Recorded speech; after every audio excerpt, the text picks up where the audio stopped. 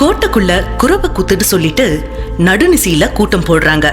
பெரிய சாம்ராஜ்யத்தின் உரிமை பற்றிய விஷயம் பேசுறோம்னு சொன்னது மட்டும் இல்லாம விஷயம் வெளியே தெரிஞ்சா நம்ம வல்லவரையன் வந்தியத்தேவனை தீத்து கட்ட போறதா வேற பேசிக்கிறாங்க.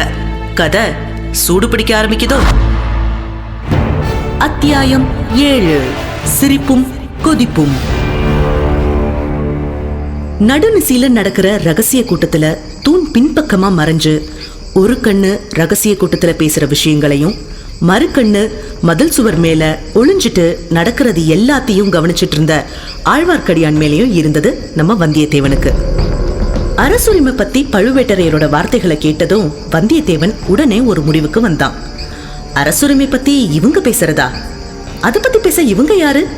இந்த கூட்டத்துல நடக்க போறத இங்கேயே உட்கார்ந்து கேட்க வேண்டியதான். இதை விட வசதியான இடம் வேற கிடைக்காது. இந்த ஆழ்வார்க்கடியான் எப்படியாவது போகட்டும், அவனை பத்தி நமக்கு என்ன கவலை அப்படின்னு யோசிச்சுட்டு தன்னோட முழு கவனத்தையும் செலுத்தினான். இன்னைக்கு ஏதோ நடக்க போதுன்ற எண்ணம் முன்னமே அவனுக்கு உண்டாயிருந்தது. எப்படின்னா, மன்னர் குலத்து ரத்தம் கேட்கிறாள், ஆயிரங்கால அரசு குலத்து ரத்தம் கேட்கிறாள். இன்னைக்கு ராத்திரி என்ன கடம்பூர் மலையை கூட்டிட்டு போறியா? அங்க பெரிய விருந்து இருக்கு. அது முடிஞ்சதும் களியாட்டம், சாமி ஆட்டம், குறவ கூத்துன்னு எல்லாம் நடக்கும். எனக்கு கூத்து பாக்கணும்னு ரொம்ப ஆசைப்பா. இருந்தாலும் இன்னைக்கு தினம் பார்த்து அதுவும் இருட்டி இப்படி அரைஜாம ஆனதுக்கு அப்புறம் இவ்வளவு ஆர்ப்பாட்டத்தோட வந்துக்க தேவையில்ல. உன் தோழனை சீக்கிரமா உணவு கொடுத்து எங்கேயாச்சும் ஒரு தனி அறையில படுக்க சொல்லு அப்படின்னு சொன்னாரு சம்புவரையர். நடந்தது எல்லாத்தையும் நினைச்சு பார்த்தம்போது அவனுக்கு ஏதேதோ சந்தேகங்களை உண்டாக்கினது. அந்த சந்தேகங்கள் எல்லாத்தையும் தீர்த்துக்கவும் உண்மையை தெரிஞ்சுக்கவும் இறைவன் ஒரு வரம் கொடுத்திருக்கான். அது ஏன் நழுவ விடணும்னு அப்படியே யோசிச்சுட்டே கூர்மையா கவனிச்சா வந்தியத்தேவன். அங்க பழுவேட்டரையரோட கர்ஜிக்கும் குரல்ல, உங்களுக்கெல்லாம் மிக முக்கியமான ஒரு செய்தியை அறிவிக்கவே நான் வந்திருக்கிறேன். அதற்காகவே இந்த கூட்டத்தை சம்புவரையர் கூட்டியிருக்கிறார். சுந்தர சோழ மகாராஜாவின் உடல்நிலை மிக கவலைக்கிடமாக இருக்கிறது. அரண்மனை வைத்தியர்களிடம் அந்தரங்கமாக கேட்டு பார்த்தேன். அவர்கள் இனிமேல் நம்பிக்கைக்கு இடமில்லை, அதிக காலம் உயிரோடு இருக்க மாட்டார் என்று சொல்லிவிட்டார்கள். ஆகவே இனிமேல் நடக்க வேண்டிய காரியங்களை பற்றி நாம் இப்போது யோசித்தே ஆக வேண்டும் அப்படின்னு பேசி நிறுத்தினாரு பழுவேட்டரையர். ஜோசியர்கள் என்ன சொல்கிறார்கள்? ஜோசியர்களை போய் கேட்பானேன். சில நாட்களாக பின்மாலை நேரத்தில் வானத்தில் வால் நட்சத்திரம் தெரிகிறதே, அது போதாதா அப்படின்னு 2 பேரும் பேசிக்கிட்டாங்க. ஜோசியர்களையும் கேட்டாகிவிட்டது. அவர்கள் சில காலம் தள்ளி போட சொல்கிறார்கள். அவ்வளவுதான். எப்படி இருந்தாலும் அடுத்தாற்போல் பட்டத்துக்குரியவர் யார் என்பதை நாம் யோசித்தே ஆக வேண்டும். அதை பற்றி இனி யோசித்து என்ன ஆவது? ஆதித்த கரிகாலருக்கு தான் இளவரசு பட்டம் என்று 2 வருஷத்துக்கு முன்பே கட்டியாகிவிட்டதே அப்படின்னு இன்னொருத்தர் கம்மலான குரல்ல கேட்டாரு. உண்மைதான். ஆனால் அப்படி இளவரசு பட்டம் கட்டுவதற்கு முன்னால் நம்மில் யாருடைய யோசனையாவது கேட்கப்பட்டதா என்று தெரிந்து கொள்ள விரும்புகிறேன். இங்கே கூடியுள்ள நாம் ஒவ்வொருவரும் 100 ஆண்டுகளுக்கு மேலாக 4 தலைமுறைகளாக சோழ சாம்ராஜ்யத்தின் மேன்மைக்காக பாடுபட்ட பழங்குடியைச் சேர்ந்தவர்கள். என் பாட்டனாருக்கு தந்தை திருப்புரம்பியம் போரில் இறந்தார். என் பாட்டனார் வெள்ளூரில் நடந்த போரில் உயிர் விட்டார். என் தந்தை தக்கோலத்தில் உயிர் தியாகம் செய்தார். அம்மாதிரியே உங்கள் ஒவ்வொருவரின் மூதாதையரும் இந்த சோழ நாட்டின் மேன்மையை நிலைநாட்டுவதற்காக உயிரை கொடுத்திருக்கிறார்கள். நம் ஒவ்வொருத்தர் குடும்பத்திலும் இளம் பிள்ளைகள் யுத்த களத்தில் செத்திருக்கிறார்கள். இன்றைக்கும் ஈழ நாட்டில் நம்முடைய குலத்தையும் குடும்பத்தையும் சேர்ந்த பிள்ளைகள் போர் செய்து வருகிறார்கள். ஆனால் அடுத்தபடியாக பட்டத்துக்கு வர வேண்டியவர் யார் என்பது பற்றி தீர்மானிப்பதில் நம்முடைய அபிப்பிராயத்தை மகாராஜா கேட்கவில்லை. அதோடு சுந்தர சோழ மகாராஜா யாருடைய யோசனையும் கேட்பது அவசியம் என்று கருதவில்லை. நம்ம யோசனையை கேட்கலன்னு சொல்றது சரிதான். ஆனா யார் யோசனையுமே கேட்கலன்னு இறைவிதிக்கும் தேவர் கூறுவது சரியல்ல. பெரிய பிராட்டியான செம்பியன் மகாதேவியின் யோசனையும் இளைய பிராட்டியான குந்தவை தேவியோட யோசனையும் கேட்கப்பட்டுச்சு. இல்லேன்னு பழுவேட்டரையரால சொல்ல முடியுமா அப்படின்னு கேலியான துணில ஒருத்தர் பேசவும் கூட்டத்துல ஒரு சிலர் சிரிச்சாங்க. ஆஹா, நீங்கள் சிரிக்கிறீர்கள். எப்படித்தான் உங்களுக்கு சிரிக்க தோன்றுகிறதோ என்று நான் அறியேன். நினைக்க நினைக்க எனக்கு வயிறு பற்றி எரிகிறது, ரத்தம் கொதிக்கிறது. எதற்காக இந்த உயிரை வைத்துக் கொண்டு வெக்கங்கெட்டு வாழ வேண்டும் என்று தோன்றுகிறது. இன்று சன்னதம் வந்து ஆடிய தேவராளன் துர்க்கை பலி கேட்பதாக சொன்னான். 1000 வருஷத்து பரம்பரை ராஜ வம்சத்தில் பிறந்த நரபலி வேண்டும் என்று சொன்னான். என்னை பலி கொடுத்து விடுங்கள்.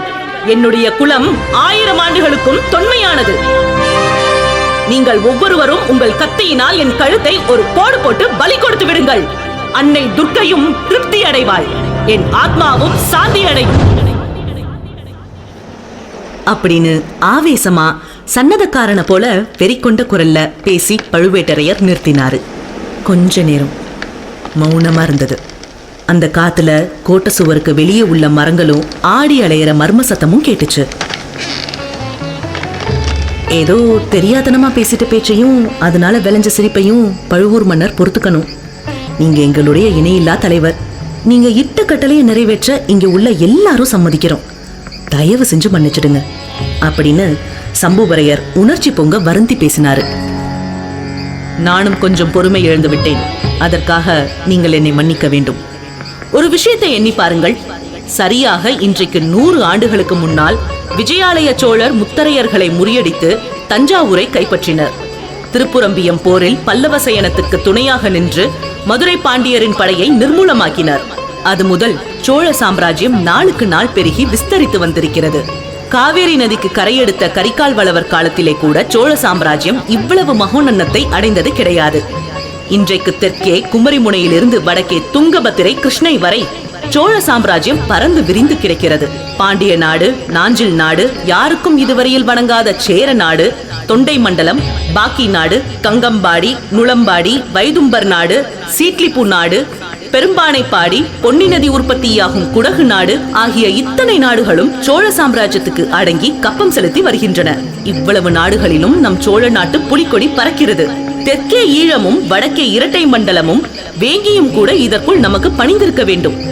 அப்படி பணியாததற்கான காரணங்களை நான் சொல்ல வேண்டியதில்லை. அவைகளெல்லாம் உங்களுக்கே தெரிந்ததுதான். ஆமா, எல்லாருக்கும் தெரியும். ஈழமும் இரட்டைப்பாடியும் வேங்கியும் கலிங்கமும் பணியாததுக்கு 2 காரணங்க தான். ஒரு காரணம் வடதிசை மாதண்ட நாயகரான இளவரசர் ஆதித்த கரிகாலர். இன்னொரு காரணம் அவரோட தம்பி அருள்மொழிவர்மர்னாரு மழவரையர். இத நானும் ஒத்துக்கிறேன். போன 100 ஆண்டு காலமா இந்த சோழ நாட்டுல சேனாபதி நியமிக்கும் மரபு வேறா இருந்தது. பல யுத்தங்கள்ல ஈடுபட்டு அனுபவம் வாய்ந்த வீராதி வீரர்களை தான் படைத்தலைவர்களாகவும் மாதண்ட நாயகர்களாகவும் நியமிப்பாங்க. ஆனா இப்ப என்ன நடக்குது? மூத்த இளவரசர் வடதிசை கேணையோட சேனாபதி. அவர் என்ன செய்யறாரு? இரட்டை மண்டலத்து மேலையும் வேங்கி நாடு மேலையும் படையெடுத்து போகல.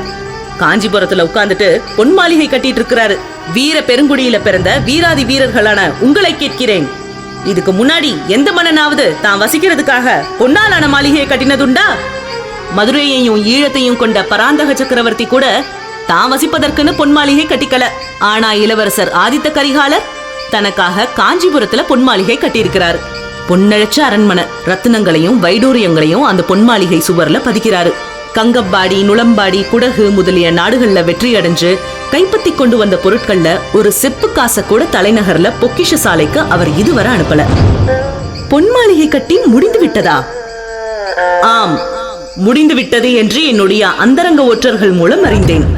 அத்துடன் சுந்தர சோழ மகாராஜாவுக்கு அவருடைய அருமை மூத்த புதல்வரிடம் இருந்து கடிதங்களும் வந்தன. புதிதாக நியமித்திருக்கும் பொன் மாளிகையில் வந்து சுந்தர சோழ மகாராஜா சில காலம் தங்கியிருக்க வேண்டும் என்று. மகாராஜா காஞ்சிக்கு போக போறாரா அப்படின்னு கவலை ததும்பிய குரல்ல ஒருத்தர் கேட்டாரு. அத்தகைய கவலை உங்களுக்கு வேண்டாம். அப்படி ஒன்றும் நேராமல் பார்த்துக்கொள்ள நான் இருக்கிறேன். தஞ்சை கோட்டை காவலனாகிய என் சகோதரனும் இருக்கிறான். சின்ன பழுவேட்டரையன் அனுமதி இல்லாமல் யாரும் தஞ்சை கோட்டைக்குள் புக முடியாது. என்னை அறியாமல் யாரும் மகாராஜாவை பேட்டி காணவும் முடியாது, ஓலை கொடுக்கவும் முடியாது. இதுவரையில் 2-3 தடவை வந்த ஓலைகளை நிறுத்திவிட்டேன்.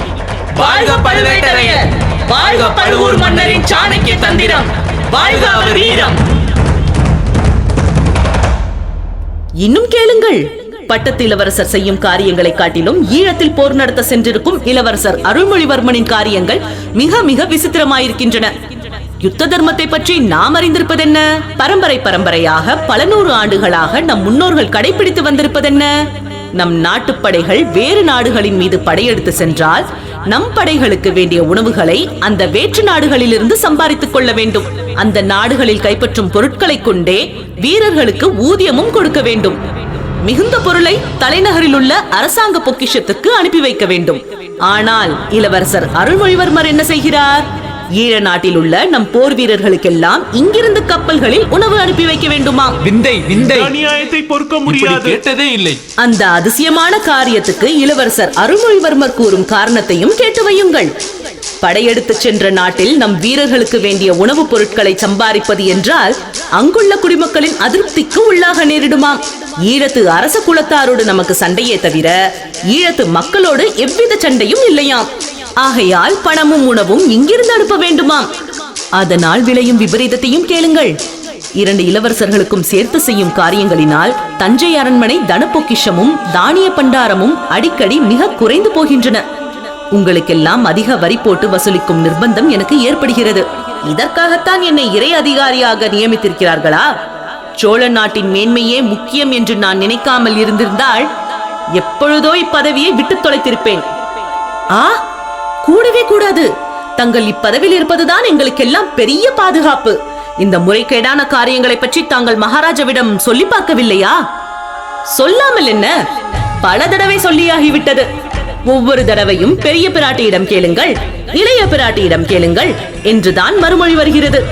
முன்னமேதான் சொன்னேனே, மகாராஜாவுக்கு சுயமாக சிந்தனை செய்யும் சக்தியே இப்பொழுது இல்லாமல் போய்விட்டது.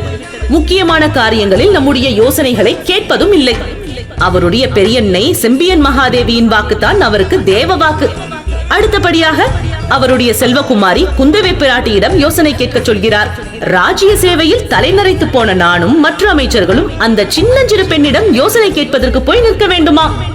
எப்படி இருக்கிறது கதை? இந்த சோழ ராஜ்யம் ஆரம்பமான காலத்தில் இருந்து இப்படி ராஜ்ய காரியங்களில் பெண்கள் தலையிட்டதாக நாம் கேள்விப்பட்டதே இல்லை. இத்தகைய அவமானத்தை எத்தனை நாள் நாம் பொறுத்திருக்க முடியும்? அல்லது நீங்கள் எல்லாரும் ஒருமுகமாக சொன்னால் நான் இந்த ராஜாங்க பொறுப்பையும் வரி விதித்து பொக்கிஷத்தை நிரப்பும் தொல்லையையும் விட்டுவிட்டு என் சொந்த ஊரோடு இருந்து விடுகிறேன். கூடாது கூடாது. பழுவூர் தேவர் அப்படி எங்களை எல்லாம் கைவிட்டு விடக் கூடாது. அரும்பாடுபட்டு 1000 வீரர்கள் 4 தலைமுறைகளாக தங்கள் இரத்தத்தை சிந்தி ஸ்தாபித்த சோழ சாம்ராஜ்யம் ஒரு நொடியில் சின்ன பின்னமாய் போய்விடும் அப்படின்னாரு சம்புவரையர். அப்படியானால் இந்த நிலைமையில் என்ன செய்ய வேண்டும் என்று நீங்கள் தான் எனக்கு யோசனை சொல்ல வேண்டும். அல்லி ராஜ்யத்தை விட கேவலமாகிவிட்ட இந்த பெண்ணரசுக்கு பரிகாரம் என்ன என்று நீங்கள் தான் சொல்ல வேண்டும் அப்படின்னாரு பழுவூர் மன்னர். அடுத்து என்ன நடந்தது தெரிஞ்சுக்க அடுத்த அத்தியாயம் வரை நீங்க காத்திருக்கணும். பொன்னியின் செல்வன் சேனலை சீக்கிரம் அப்லோட் பண்ணுங்கன்னு உரிமையா சொல்ற எல்லாருக்கும் நன்றி. நீங்க உங்க மோட்டிவேஷனை கண்டினியூ பண்ணுங்க, நான் என்னோட வர்க்க கண்டினியூ பண்றேன். Script and audio production by Gayathri, recording and video production by Lenin, arts by Avanthika. Thank you.